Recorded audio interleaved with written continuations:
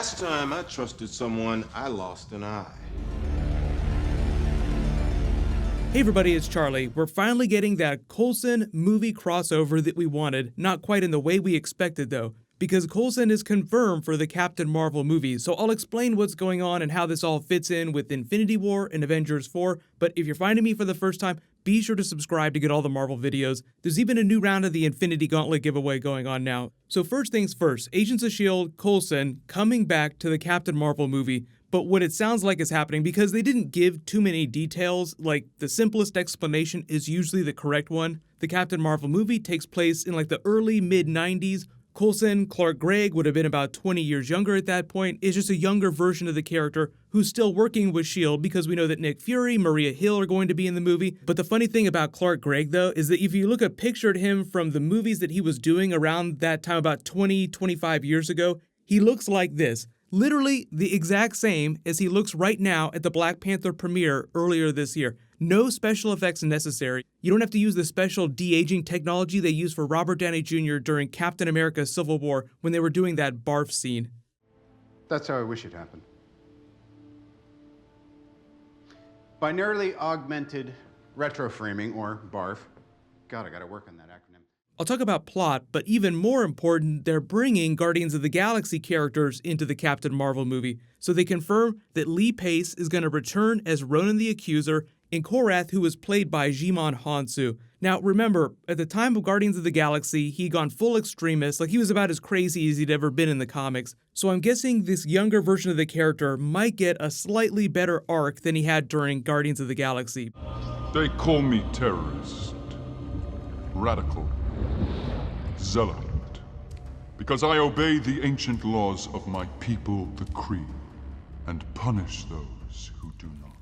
Because as a villain, he served his purpose, but I felt like that could have been a lot better. Like that was during the era when Marvel villains just weren't written quite as good as they're being done now. The reason why he wants to kill the Nova Corps and everybody on Xandar is retaliation, or what he sees as the atrocities visited on his people during the Kree-Skrull War. So this does confirm that the backdrop for the Captain Marvel movie will be the Kree-Skrull War, albeit very different from the comic book version. If you've ever tried to read it, it's really convoluted, it's very twisty, it's meant to be this political thriller while at the same time being a war drama. The main character of that is Mar-Vell, the male Captain Marvel. So he comes to Earth disguised as a human and starts teaming up with the Avengers, but it kind of turns into this backdoor Secret Invasion storyline, like a proto version of what would become Secret Invasion. That was more of a Marvel line-wide thing, but during this original Kree-Skrull War, there were people in the US government that were Skrulls. They were trying to take over the planet. The Skrull Empire wanted to use Earth as a staging point. Ronan the Accuser kind of wanted to do the same thing, albeit in a more overt way, like alien invasion, destroy the Earth, take it over, turn it into an outpost for the Kree Empire.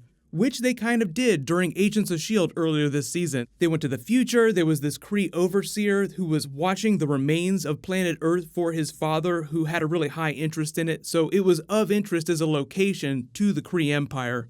But as for actual crossover, I know like that's the biggest question, is will this affect the TV shows because the movie's happening in the past, even though they're bringing Coulson back? It gets really twisty when you try to think about it too hard. So again, simplest explanation is the best. Coulson will show up because it's back in the 90s, he'll still be alive, he'll be a much younger version of the character, so everything will be fine. Nick Fury will have both of his eyes, they'll probably incorporate some of this secret Skrull invasion from the original Kree-Skrull War. That's probably where Nick Fury loses his eye. Last time I trusted someone, I lost an eye. Soldiers trust each other. That's what makes it an army, not a bunch of guys running around shooting guns. Last time I trusted someone, I lost an eye. You may have seen some recent footage of her running around behind the set in her costume, the original version of her costume. This is kind of what it looked like. So by the end of that movie, she'll probably change her colors so that it looks more like comic book Captain Marvel. If you didn't know, Jude Law is playing Mar-Vell. He was also seen recently on the set. We don't know exactly what his costume looks like, but it's probably a version of the Mar-Vell costume from the comics. But the big thing that we don't know yet is how she gets her powers, because the actual origin story is changing just a little bit. So it sounds like they're weaving her more in with the Kree-Skrull War, this secret invasion storyline, which would explain why Mar-Vell has to come to Earth to try and stop the Skrulls from taking it over, and also, at the same time, to try and stop Ronan the Accuser and his Kree forces from taking it over. So it sounds like Earth becomes this kind of battleground, but that doesn't explain everything, because if you have this giant alien invasion in Skrulls Among Us, then how do they hide any big battles or any big fights that they have from the public? Because if two alien races were warring over our planet back in the 90s, it would be pretty big news. Like, I don't know how you would suppress something like that. So what might end up happening is that you just have a little bit of this happening on Earth, then they go into outer space, and that's where most of the crazy stuff happens. But most of the plot is still wide open to speculation. Just the inclusion of Ronan the Accuser, Coulson, Nick Fury talking about the way he lost his eye in sort of the original comic book storyline, you can piece something together. So imagine a version of that. But let me know what you guys think about this. Them bringing Coulson back, I think that's so great, because otherwise they were going to have to use Everett Ross. So I'm wondering if he pops up too, but I feel like if they're bringing Coulson on, because Everett Ross is kind of like the new Coulson who pops up in everyone's movies, they won't use him. But the thing about that is that he's an Air Force pilot. Captain Marvel was an Air Force pilot. So there's just like a couple ways that you can sew all this together, the larger Marvel universe. So everything is still connected, technically. There was a WonderCon panel recently where the Agents of S.H.I.E.L.D. people were asked point blank, how is Infinity War going to affect the TV show? If the TV show continues, assuming they get another season and it's not canceled. I'm looking at you guys, as we technically can't. Yeah, these are the kind of questions where we have to answer everything but the question. Yeah. I'll say they're probably not going to be stoked that I mean, you see in the preview, crazy beep goes down, you know. Our show is sort of, the thing we love about what our show has become is that it always follows, the movie sort of blaze a path. Doctor Strange introduced magic, and all of a sudden we could have Ghost Rider on our show. The Guardians of the Galaxy are introduced, and all of a sudden we're in space. So we're just waiting for that movie to come out so it can open up a whole new playground for us, and then we'll be able to send these people on a new adventure.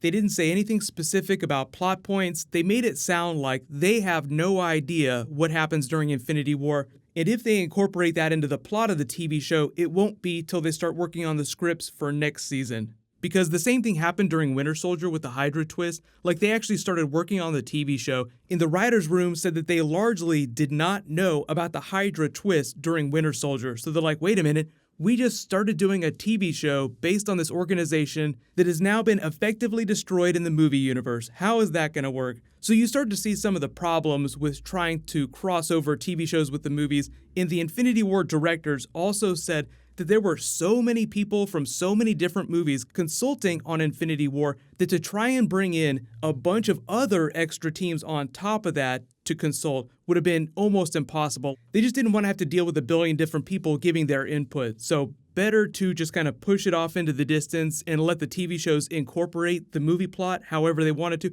So from a movie standpoint, they're totally fine with what the TV shows do that involves movie stuff, but the movies are never meant to reference what's going on with the TV shows. So hopefully that explains a little bit about movie-TV show crossover. There'll be a bunch more Marvel stuff dropping later this week, so leave all your bonus video requests in the comments. Congratulations to Treva, you're the latest giveaway winner. Please private message me so I can get your contact details. There'll be a new round when I post new Marvel. So while you wait for everything, click here for that new Black Order trailer, and click here for the new Deadpool trailer. Thank you so much for watching. Everybody stay awesome. I'll see you guys tonight.